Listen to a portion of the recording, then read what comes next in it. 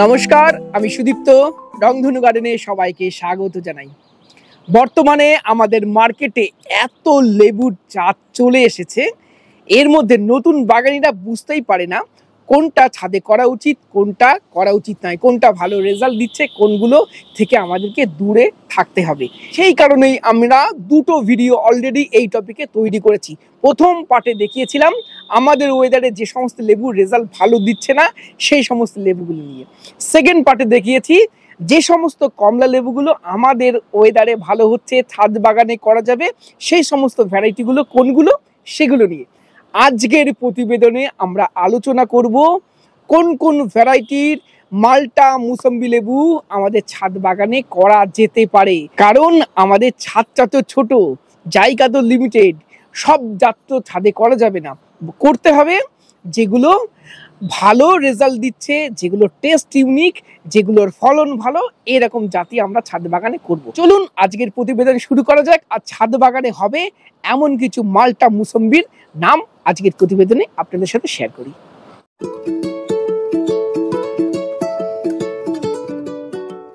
ছাদ বাগানে হবে এরকম জাতের কথা বলতে গেলে প্রথমেই যে জাতটা বলবো, এটা ছাদ বাগানে যেমন ভালো হবে, এটা কমার্শিয়ালও আমাদের ওয়েদারে করা যেতে পারে। নামটা নিউ সেলার। এটা ইন্ডিয়ান একটা জাত। মহারাষ্ট্রে প্রচুর পরিমাণে এই নিউ সেলার চাষ হয়। আমরা ছোট থেকে এই নিউ সেলার মুসম্বিগুলোই খেয়ে বড় হয়েছি। আর এবং এই নিউ সেলার আমাদের ছাদ বাগানেও করা যেতে পারে, এরও ফলন ভালো। এটা মোটামুটিভাবে নভেম্বর মাসের মধ্যে খেয়ে ফেলতে হবে। ডিসেম্বরের 10-15 তারিখের পর থেকে রস কমতে শুরু করে। তবে ছাদ বাগানে অবশ্যই এই নিউ সেলার করা যাবে এবং সাইজটা ভালো, ফলন ভালো। অবশ্যই নিউ সেলারটা আপনারা ছাদ বাগানে। এরপরে আপনাদের বলবো আর একটা ভারতীয় জাত, কাটল গোল্ড। এই কাটল গোল্ডটাও ছাদ বাগানে অবশ্যই করা যেতে পারে এবং এই কাটল গোল্ডটাকেও বাণিজ্যিকভাবেও ট্রাই করা যেতে পারে। মহারাষ্ট্রে প্রচুর পরিমাণে কাটল গোল্ড চাষ হয়। মহারাষ্ট্রের কাটল অঞ্চলে এই লেবুটা সব থেকে বেশি পপুলার এবং কাটল অঞ্চলে এই লেবুটা বছরে দুবার হওয়ার টেন্ডেন্সি রয়েছে। আমাদের ওয়েদারে বছরে দুবার হবে কিনা সেটা সময় বলবে, তবে মহারাষ্ট্রে এটা বছরে দুবার করে হয়।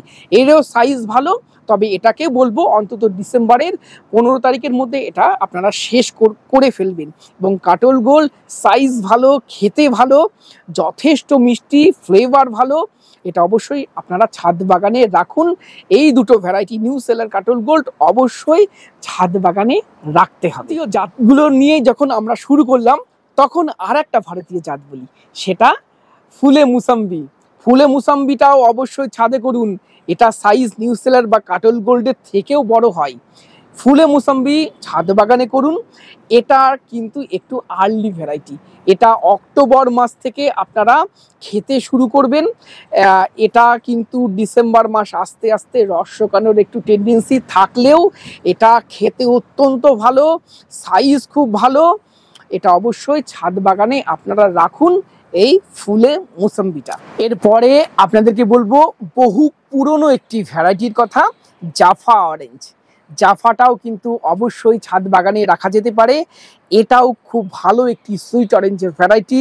এটা খেতে খুব ভালো, তবে জাফা গাছ লাগানোর পরে ফল আসতে একটু সময় লাগে। জাফার গাছ লাগানোর অন্তত 2.5 বছর 3 বছর পর থেকে গাছে সুন্দর ফ্রুটিং আসে। এটাও কিন্তু রস শোকায় না, একদম হলুদ হয়ে যাবে এবং বছরে দুবার হওয়ার টেন্ডেন্সি এই জাফার মধ্যেও রয়েছে। তবে কমার্শিয়ালি কতটা আমাদের ওয়েদারে হবে সেটা এখনই বলা যাচ্ছে না। তবে ছাদ বাগানে জাফা অবশ্যই করুন। দারুণ ফ্লেভারের একটি সুইট অরেঞ্জ এই জাফা। কয়েকদিন আগে আমি একটি ইউটিউবে ভিডিও দেখছিলাম, সম্ভবত ভিডিওটা বাংলাদেশের একজন লেবু চাষ করেছে। লেবুটা হলুদ হচ্ছে, রস শোকাচ্ছে না, হলুদ মালটা বলছে, আবার বলছে সেটাকেই ডেনমার্ক মালটা। মানে ভাবুন তো, একটা মালটার নাম ডেনমার্ক মালটা, মানে যে কোনো কিছু নাম পাঠিয়ে দিলে হয়ে গেল। সত্যি কি ডেনমার্ক মালটা বলে কিছু আছে? একদমই নেই। কিন্তু দর্শক বন্ধুরা, কোনো একটি ভ্যারাইটি তিনি কালেক্ট করে তার নাম পাঠিয়ে দিয়ে তার থেকে চারা তৈরি করে নতুন নামে আপনার কাছে বিক্রি করে দিচ্ছে। এর থেকে আমাদেরকে একটু সাবধানে থাকতে হবে। নাম চেঞ্জ হলেই সেটাকে কিনবেন না, আমি বলছি সেটাকে কিনবেন না, যত ভালো ভ্যারাইটি হোক কিনবেন না। আর আমাদেরকেও চেষ্টা করতে হবে এই ধরনের নাম বদলু জিনিসগুলোকে প্রমোট না করা। এরকম আমাদের মার্কেটে প্রচুর ভ্যারাইটি রয়েছে।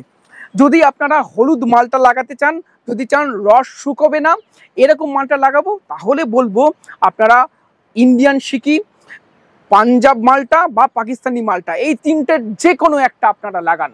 আমি দেখেছি এই তিনটে মালটারই খেতে প্রায় সিমিলার, বৈশিষ্ট্য প্রায় সিমিলার।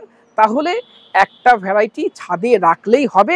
তবে এই জাতটা ভালো, প্রচুর পরিমাণে ধরে, খেতে অত্যন্ত মিষ্টি এবং এটা রস শোকায় না। প্রায় ডিসেম্বরের এন্ড অবধি, জানুয়ারি মাস অবধি এটা রস শোকাবে না।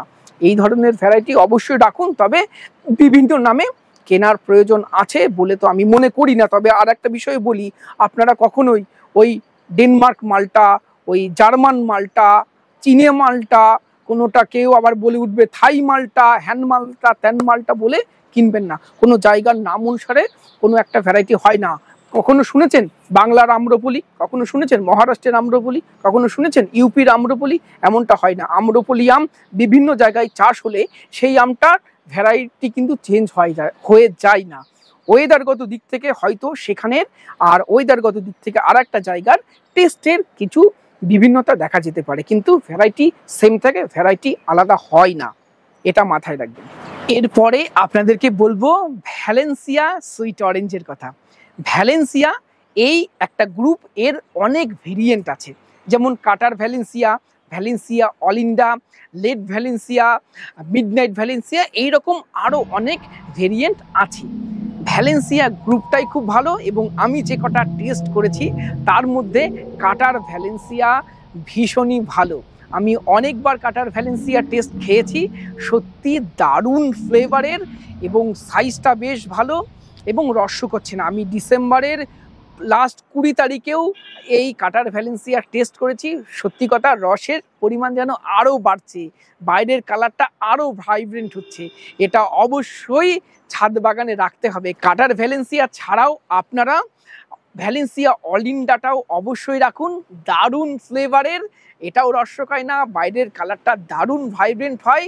অনেকে এই ভ্যালেন্সিয়া অলিন্ডার আবার নাম চেঞ্জ করে 1, 2, 3, 4 লাগিয়ে মার্কেটে বিক্রি করছে। যাক, সে সমস্ত প্রশ্নে যাচ্ছি না, এগুলো নিয়ে বলতে গেলে প্রচুর বলতে হবে, অনেকের খারাপ লাগবে, অত খারাপ লাগার মধ্যে যাচ্ছি না। তবে ভ্যালেন্সিয়া অবশ্যই ছাদ বাগানে আপনারা করুন।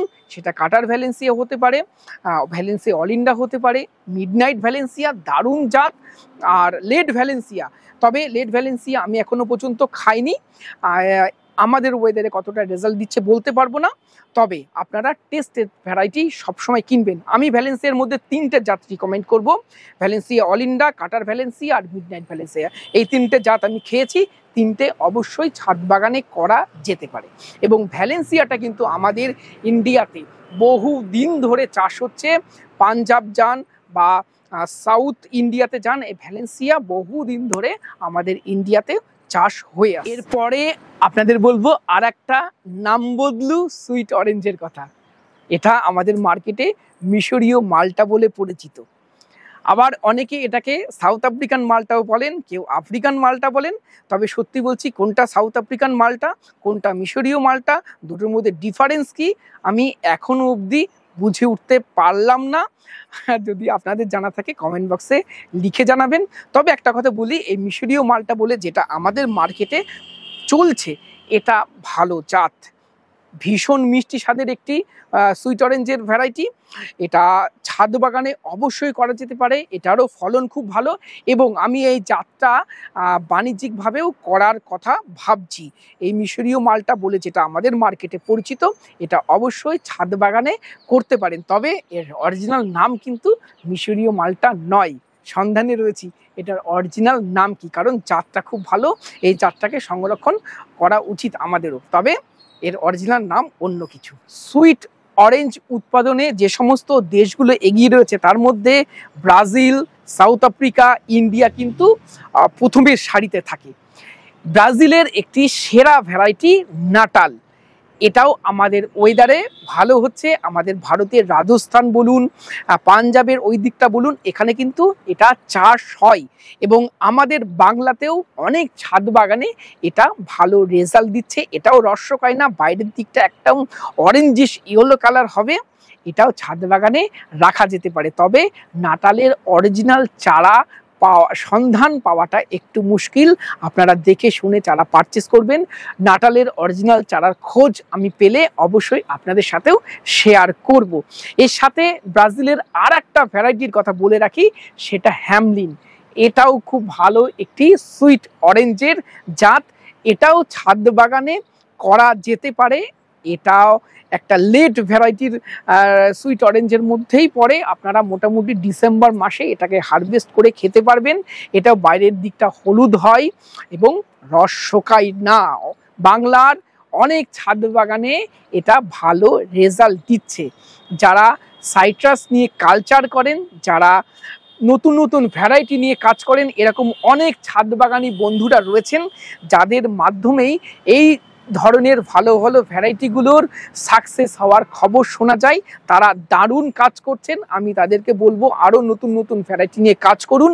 যেমন সাকসেস ভ্যারাইটিগুলোর কথা বলছেন আমাদেরকে, যেগুলো সাকসেস হচ্ছে না, যে ভ্যারাইটিগুলো ভালো রেজাল্ট দিচ্ছে না, সেগুলোর কথাও আমাদের সাথে শেয়ার করুন।